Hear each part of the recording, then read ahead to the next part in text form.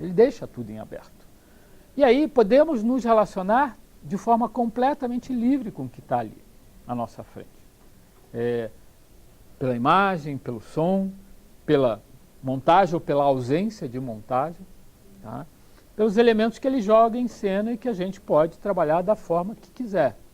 Cada um de nós tem uma leitura do filme, tá? Tem uma percepção do filme, tem uma apreensão do filme. E quando o filme se oferece, inclusive, dessa forma, ou seja, ele não quer limitar a nossa compreensão, só pode ser isso, ele se transforma em uma coisa ainda mais significativa, porque vocês podem jogar, inclusive, a vivência de vocês como agentes de saúde ali dentro. Eventualmente percebendo que talvez a supervisora, ou a inspetora, ou aquela chefe, e eu leio aquela personagem como chefe, uma caracterização da relação entre o empregado e o chefe. Acho que para mim a brincadeira ali é muito mais essa do que qual é o papel específico dela dentro de um processo de ação sanitária. Tá? A partir disso, você pode sim ter um discurso em paralelo. Uma das discussões que aconteceram em Brasília, o que é um agente de saúde? É um agente de Estado. Então, qual é o peso do Estado, da ação do Estado dentro de um filme como Temporada? E, por exemplo, a minha leitura e de várias outras pessoas na mudança da escola para a associação de moradores foi algo negativo. Tá? Eles estavam em alguma coisa que é pública, a escola, e foram para alguma coisa que é privada, a rigor, que é comunitária, que é a associação de moradores. Por que eles saíram da escola? Não é explicado. Mas para as pessoas de cinema que estavam ali, nitidamente aquele grupo tinha sido rebaixado e colocado numa situação pior. Não sei se é assim. Talvez vocês me digam que é exatamente o contrário. Tá? Mas, a partir daí, a gente pode refletir como é que o trabalho de vocês, por exemplo, se encaixa ou não se encaixa, como é que ele gera demandas específicas a respeito do que está posto ali ou não, e como é que vocês, eventualmente, podem fazer não uma, mas várias apropriações de tudo que está colocado como uma narrativa a respeito de uma comunidade de periferia, de um agente do Estado, um agente de controle de endemias, e da relação desse agente com o quê? Com sua própria vida, com o espaço e com a sociedade, na medida em que ele vai ali atender uma comunidade de pessoas que pode estar correndo risco em função dos problemas de saúde, dos problemas, enfim, de saúde pública que acometem o Brasil há muito tempo. Então, no fundo, o Temporada é um filme que vai permanecer muito tempo em aberto. E vocês podem e devem ter a leitura de vocês a partir da posição de vocês, agente de saúde, mas transcendam isso e busquem ali muitas outras coisas, porque eventualmente, inclusive, ela falou sustentabilidade. A partir de uma comunidade como aquela, é possível trabalhar sustentabilidade? Como? Onde? A partir de uma comunidade como aquela em que aquele banquinho eventualmente se transformou em algo significativo para aquelas pessoas, você vai preservar o banquinho, como eventualmente se preserva a Pampulha, porque é a do Niemeyer, etc, etc, etc. E por aí vai. Eu acho que aí é que está o jogo bacana de um filme como esse e o desafio. Muitos de vocês mencionaram que o filme era muito, vou usar uma palavra perigosa, complicada, chata, realista. Tá? Muito próximo da realidade de vocês. Isso é uma impressão, um efeito, mas é preciso ser levado com um certo cuidado. Sobretudo num filme como Temporada, que a todo momento está tentando fugir dessa realidade, se colocar num outro patamar. Uma das coisas mais curiosas do processo de feitura do filme é que o André pedia para a diretora de fotografia, que não é brasileira, é uma venezuelana, para ela encontrar ali uma imagem não realista. Tá? Então, de alguma maneira, é um filme plástico, é um filme calmo, é um filme quieto, mas para o André, aquele universo que ele está apresentando é tudo menos a realidade imediata. E isso, às vezes, cria um problema enorme, porque aí a gente precisa conhecer certos cânones cinematográficos, certos processos de construção cinematográfica, certas referências, para de fato entender que um filme como Temporada não é um filme realista. Tá? Dentro da história do cinema e do cinema brasileiro, ele não seria considerado um filme realista. A começar, por exemplo, pelos diálogos. Eles não são diálogos coloquiais. São diálogos muito marcados, de ritmo muito marcado. São diálogos, inclusive, que puxam por uma leitura mais filosófica. Tem comentário de vida o tempo todo. Não é uma discussão da realidade de trabalho imediata de vocês. Vocês me trouxeram muito mais elementos agora do que o filme me trouxe em relação ao trabalho de vocês. Tá? Por exemplo, quando alguém mencionou que para subir na caixa d'água, a maior parte são mulheres, tem 40 anos, não sei o que, eu entendo o lado, digamos assim, concreto daquela situação.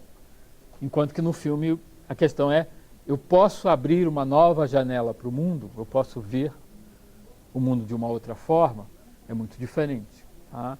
Então, nesse sentido, às vezes, as obras de arte nos pregam peças, nos puxam tapete, porque a gente, às vezes, precisa de uma certa estrada para buscar essa referência. O filme é um filme realista? Na aparência, sim. Tá? E, eventualmente, tem esse jogo de mercado que eu preciso ter essa aparência, senão o público não vai consumir, etc, etc. Mas, olhando com um pouquinho mais de atenção, buscando um pouquinho mais de referência, eu vou descobrir que nem tanto. Eu estou, na verdade, um pouco mais distante de uma, sei lá, coloquialidade do que se imagina. Vou começar por esse dado trivial que é o diálogo.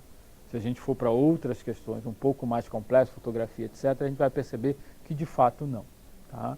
E aí, ele às vezes dá umas pistas. A menina, que naquele momento que ela narrou a perda do bebê, é uma menina que está na cabeça dela, é um sonho, é um pesadelo, ou é uma menina real que você descobre que é porque entra uma voz que é da mãe, fulano, onde é que você está? E quebra aquele momento de, sei lá, encantamento ou algo do gênero, que já tinha nos remetido para um outro plano, um outro patamar. Então ali ele indica em que momento estamos de fato na realidade. Em que momento, trazendo toda a nossa história de vida, todas as nossas questões, estamos fisicamente linkados à realidade. Nem sempre, ou quase nunca. Tá? Tem um outro diretor, que é o Felipe Bragança, uma vez ele me colocou uma coisa muito interessante. Ele me perguntou, como é que eu filmo uma pessoa andando de ônibus? O que essa pessoa, na verdade, está fazendo dentro do ônibus se deslocando? Para onde ela está olhando? O que ela está pensando? Ela está vendo a paisagem, ela está vendo o mundo, ou ela, na verdade, está introspectivamente pensando em si mesma? Sobretudo se é um trabalhador, se faz aquilo todo dia, toda semana, todo mês, todo ano, etc. Então, como é que se filma isso? Às vezes a imagem não dá conta. Tá? Por isso que, inclusive, às vezes o som é que é, na verdade, a verdadeira estratégia narrativa de um filme. Porque o som dá muito mais conta. E aí eu vou chegar na música. Tá? Essa música é tão estranha para um filme que supostamente se passa no universo popular, e quase sempre você associa uma musicalidade popular ao universo popular, que é uma coisa trivial, um clichê, etc. E ele, muito inteligentemente, vai fugir desse clichê, vai para a música clássica, vai trazer compositores, inclusive, do século XIX, do século XX, e vai estabelecer uma relação estranha com a imagem. A música, normalmente, no cinema, tem uso psicológico. Tá? Comenta o interior do personagem. Tá? Não é o caso do Temporada. Ele não tem o menor interesse em comentar os sentimentos da Juliana, a alegria ou euforia do Russão e coisas do gênero. Aquela música interfere como um comentário em si mesmo. Tá? Um comentário que, de alguma maneira, você não percebe exatamente qual é a conexão, nem com a ação imediata, nem com a imagem, a paisagem, nem às vezes com o momento. Alguém mencionou que a música intervém no momento de mudança de sequência. Às vezes sim, às vezes não. Né? Às vezes ela entra de uma maneira, entre aspas, aleatória. Né? Ela não tem uma conexão de fato, mas ela entra. E esse elemento aleatório é o elemento da vida. Quantas vezes a gente está fazendo alguma coisa e acontece alguma coisa inesperada e a gente eventualmente lida ou não lida, ou passa por ela e pronto. Tá? Então, há alguma coisa sempre maior do que os personagens. Tá? Esse é um filme que a gente se aproxima e se apaixona muito fácil pelos personagens, até pela natureza deles, pelo que eles dizem, etc. Mas a gente não pode esquecer o quanto eles estão ligados a um universo mais amplo, que é o universo onde eles estão inseridos. O universo imediato, a comunidade, e o universo maior, que é a própria noção de tempo, de mundo, etc., em que eles estão ali, de alguma maneira, colocados. Tá? Então, isso significa que, de fato, quando a gente vê um filme, às vezes precisa ver muitas vezes. Muitas e muitas vezes. E não é fácil. Tá? A gente até viu pequenininho. Esse não é um filme para ver pequenininho. Esse é um filme para ver muito grande. Muito, muito grande. Tá? Ele tem um outro ritmo. Esse é o problema de ver filme em televisão, ver filme em telinha pequena. O ritmo do filme se transforma. A gente é enganado em relação à natureza das cenas. Tá? Esse é para ter realmente a sensação de que o tempo não passa. Imagina, se vocês já ficaram com essa sensação, porque a coisa, enfim, conversa, imagina grande você tendo que ler a imagem, você conversa, e daqui a pouco você abstrai da conversa e você sente o tempo. A grande questão do filme é sentir o tempo, o nosso tempo. A certa altura a gente se percebe vendo esse filme. Agora ela vai me provocar. Vou nem dizer para vocês as bobagens que eu falei para ele. Que se eu repetir aqui a primeira vez que eu peguei, eu falei, mas que bobagem, por que é isso? A primeira coisa que eu olhei para ele, disse, esse é um filme sexista. Ele olhou para mim e falou, por quê? Eu falei, tem uma questão de gênero aqui. Primeiro, é só mulher que não sobe escada? Que meleca é essa? Por que ela não sobe? Por que ela que tem... quando eu fiquei sabendo do filme e eu sabia nada da formação do André, essa coisa toda, mas a primeira vez que eu li a nota é que o André tinha sido agente de endemia. E foi por isso que eu comecei a perseguir o filme para trazer para cá. E vou só dizer para a Rai, ele vai entrar como material didático na formação do Integra. Eu estava com... Imagina, uma cabeça mais quadrada, eu não sei nem o que eu estava pensando. Eu estava pensando no curso de formação e na possibilidade de que o filme provocasse alguma discussão justamente disso, de integração, ou de o que seria o perfil de um agente de endemia, em paralelo o que seria a prática e o próprio... Quem seria esse outro? Um ACS e tal, está muito pragmática pensando tudo isso. E eu queria assistir o filme porque eu fiz essa leitura, eu não vou dizer que é menor, mas simplista, de que toda obra de arte, ela tem, ao fim e ao cabo, eu acho que nenhum artista consegue inventar tudo.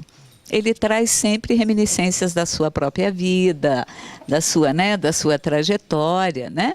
Por mais que uma obra de arte possa ser fabular, ela sempre tem essa fábula que é um pouco da nossa própria vida. E eu queria saber,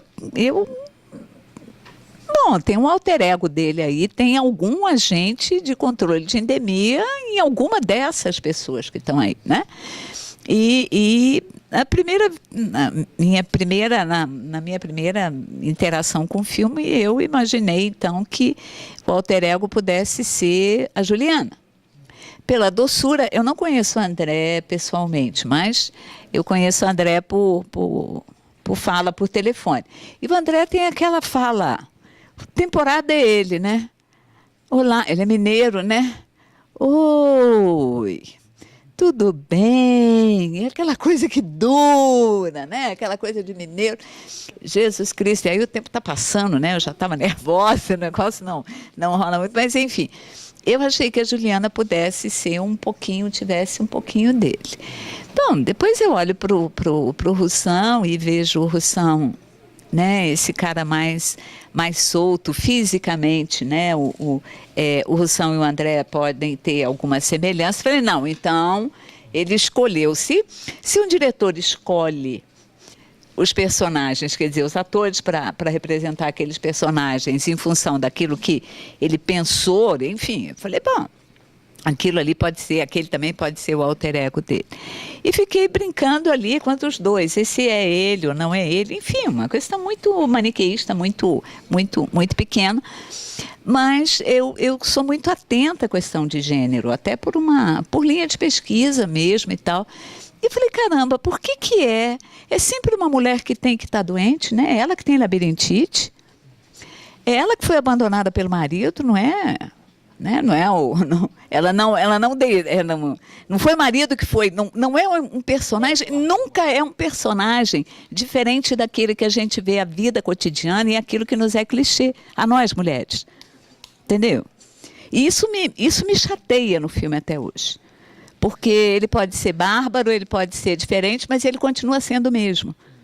Ele é a história de uma mulher. E é sempre uma história de uma mulher que pode até... Enfim, a mim não. Não é que não me agrada, a mim eu entendo você, eu entendo tudo, eu me sinto horrorosa fazendo esse tipo de comentário, porque é tão real, mas não. Por que uma mulher não sobe? Por que ela teve medo de subir na escada? Aí você vem com essa resposta linda. Ela não queria descortinar o mundo, ela estava com dificuldade. Caramba, para mim é porque era uma questão de uma mulher mesmo que tinha medo de subir na escada. Por que colocou uma mulher que tinha medo de subir na escada? Tá vendo? Tem o sentido literal e tem o metafórico, né? Mas eu não vi como é que ela foi, cara. Depois eu fiquei pensando. Mas eu falei para o Hernani, será que ele empurrou a bunda dela?